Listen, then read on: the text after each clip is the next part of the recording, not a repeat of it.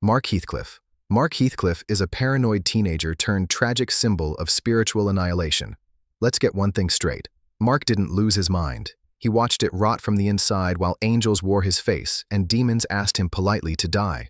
Mark is what happens when reality stops being trustworthy and starts whispering contradictions at 3 a.m. through a VHS filter. Imagine being 17 and thinking the worst thing you had to deal with was acne. And then the TV starts responding to your thoughts. The mirrors reflect someone else's memories, and the cops won't answer the phone because they think you're the intruder. He knew what was happening, which is why he was doomed. Mark wasn't stupid. He was chronically perceptive, like a dog who hears the earthquake before it hits. But in the Mandela Catalogue universe, awareness is the final curse. The more you know, the deeper you fall. And Mark? He kept digging. Every camera angle he recorded was another inch into his own grave. He didn't just witness horror, he archived it, he edited it, he framed it in timeline sequences and exported it as psychological evidence. To no one. Because who's left to care? Mark tried to document the apocalypse from inside the beast's belly, and the beast laughed in his voice. And maybe that was the worst part. Mark Heathcliffe didn't die. He was unmade. Torres. Torres is the friend who asked for help, and in doing so, signed your death certificate with a smile that wasn't his. Caesar's legacy isn't his life. It's his invasion. He's a wormhole in a hoodie. He's the most terrifying idea in the Mandela Catalogue. That the call for help might be bait. That your friend's voice might be the thing that kills you. That trust is now a loaded gun, and every, "Hey, can you do me a favor?" is a potential trigger pull. You hear that knock at 3:30 a.m., and it's Caesar's voice, all gentle and familiar, but the cadence is off. Slightly too steady, too kind, like a customer service rep reading a script from the bottom of a well. And Mark, poor brilliant doomed Mark, he answers. Because friendship still meant something to him.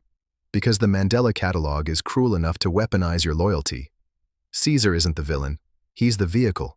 His body's a rental car for something ancient and carnivorous. One day he was here, and the next, something else slid into his skin like a puppet suit, then drove it around until the blood cooled. We never even see the real Caesar again. Just his voice, replayed like a bad loop. Just his image, jittering across cameras like a corrupted JPEG. The saddest part? There's a chance he knew what he'd become.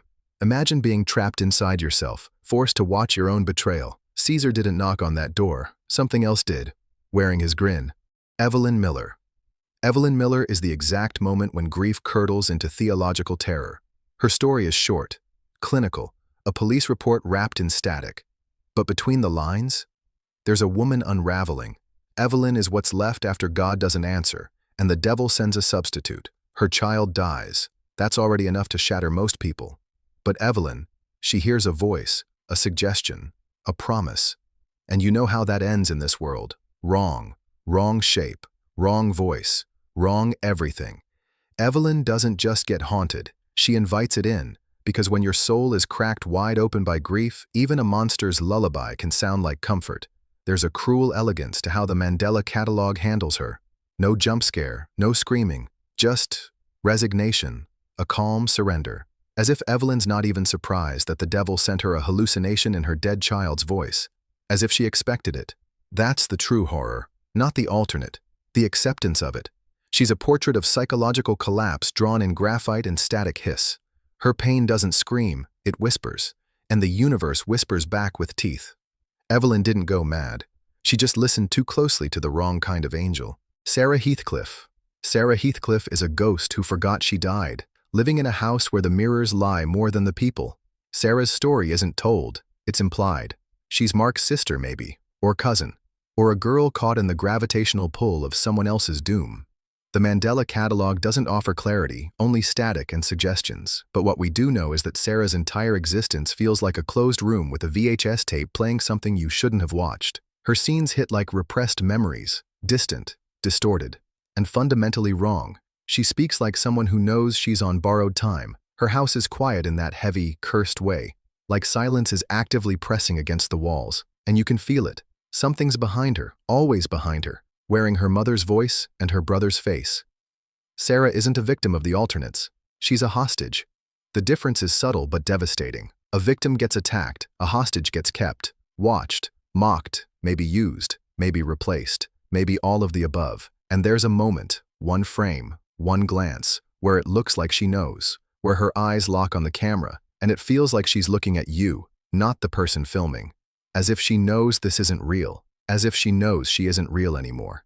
Sarah Heathcliffe is the Mandela Catalogue equivalent of a cursed photograph. You keep looking, and it keeps getting worse. Adam Murray. Adam Murray is a haunted man playing house with a demon and pretending it's just a really bad roommate. Where do we even start with Adam? He's alive, allegedly, but I'm not convinced he's ever truly been alive since stepping into Mandela County. He's a walking contradiction, terrified but stubborn, clueless but uncomfortably aware. He's the kind of guy who jokes about death while actively bleeding from the inside out. Adam's tragedy is slow-burn psychological decay. He's in denial about everything, his identity, his past, the thing that follows him around like a shadow with teeth. Adam talks tough, acts like the guy with the plan, but under the surface, there's a man who's constantly checking the rearview mirror and never saying what he sees. The scariest part? He thinks he's the sane one. In a world where mirrors lie, Adam treats his own reflection like an old enemy. He knows there's something wrong with him. You can see it in how he flinches from cameras, how he avoids certain words, how he hesitates every time someone says truth. His trauma is sealed up in duct tape and sarcasm, but it's leaking. It's leaking. He sees dead friends, hears voices, calls them by name. Sometimes, they answer. Adam Murray is a man one sleep-deprived hallucination away from becoming the thing he fears. And the worst part is, he might have already crossed the line. He just hasn't noticed yet. Adam's not being hunted, he's being recruited. Jonah Marshall.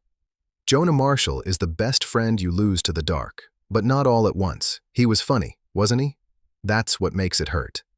Jonah had that jaded energy, the comic relief in a nightmare, until the punchline started sounding like cries for help, until the sarcasm dried up and the shadows in his eyes started staring back. Jonah isn't dead, he's just missing. Except, what does missing even mean in Mandela County? You disappear from a room, and no one remembers if you ever existed. Your voice echoes through baby monitors. Your shadow shows up in someone else's reflection. That's Jonah now, a glitch in reality's audio file. And let's not forget what he saw. That house. That thing in the hallway. The religious static. The baby monitor chanting psalms backwards. Jonah cracked right there, didn't he? The jokes stopped. The breathing changed. And Adam, brilliant, cursed Adam, didn't even notice. Jonah kept going. For a while, kept pretending until the day he vanished like bad reception, left a voicemail that sounded like a confession and a threat. Maybe both. Jonah didn't die on screen, which somehow makes it worse. He's out there, maybe, still walking, still laughing in some twisted echo of himself. He's the Mandela Catalogue's cruelest magic trick, the man who walked into the dark and never came out, but you still hear him laughing. Gabriel. Gabriel is the voice of God rewritten by something that eats prayers for breakfast. You think angels are the good guys? Sweet wings, soft light, harps in the background? Shut up. That's propaganda. That's Hallmark. That's not the Mandela Catalogue. Gabriel in this world is not a comfort. He's a threat. A weapon of divine ambiguity. A thing wearing heaven like a Halloween mask stretched too tight. He doesn't speak like a being with answers. He speaks like a corrupted file trying to rewrite your soul. He appears in churches that don't feel holy. He gives instructions that feel like moral sinkholes. He stands next to cribs and tells people to trust him. And if your hair isn't standing on end when he does that, congrats. Your survival instincts are broken. Gabriel isn't just an angel. He's an instruction manual for evil. He shows up when the universe is fragile and nudges it over the edge with the cold indifference of someone watching bugs crawl into a blender. He told Evelyn Miller to listen to the Lord. She obeyed. And then reality never made sense again. And yet, he's not wrong. That's the worst part. Gabriel says just enough truth to sound like salvation. That's how he gets in. That's how you let him in. Like a celestial phishing scam, but your soul's the password. Gabriel doesn't smile. He declares. And when he speaks, people break. Not because they want to, but because part of them already believed him before he opened his mouth. He's the Book of Revelation rewritten by David Lynch. He's the sound of a choir glitching. He's the last face you'll ever trust. Gabriel is God's voicemail, and something else picked up. The Intruder. The Intruder is the Mandela Catalogue's Mona Lisa of horror, a face that stares straight into your soul and politely asks it to leave. There's nothing flashy about the Intruder. No wings, no claws, no demonic roar. Just a face. Elongated, neutral, sickeningly calm. The kind of face that makes you feel like your childhood nightmares aged with you, got smarter, and now know your search history. He doesn't chase. He waits. He doesn't scream. He whispers. and his whisper carries the weight of 1,000 therapists saying, that's interesting. The intruder shows up in baby monitors, televisions, behind you in the mirror, always just a little too still, a little too close, like a threat that doesn't need to move to be effective. And that voice, that goddamn voice, it's soft, like bedtime stories, except every syllable peels back a layer of your mind you didn't know could rot. Open your eyes, he says, and suddenly vision feels like a curse. Look at me, and suddenly you can't look away. What does he want? Control, access, your house, your body, your name. Or maybe he doesn't want anything. Maybe he just is. Maybe he's the concept of violation made flesh. Maybe he's what the Mandela Catalogue really is.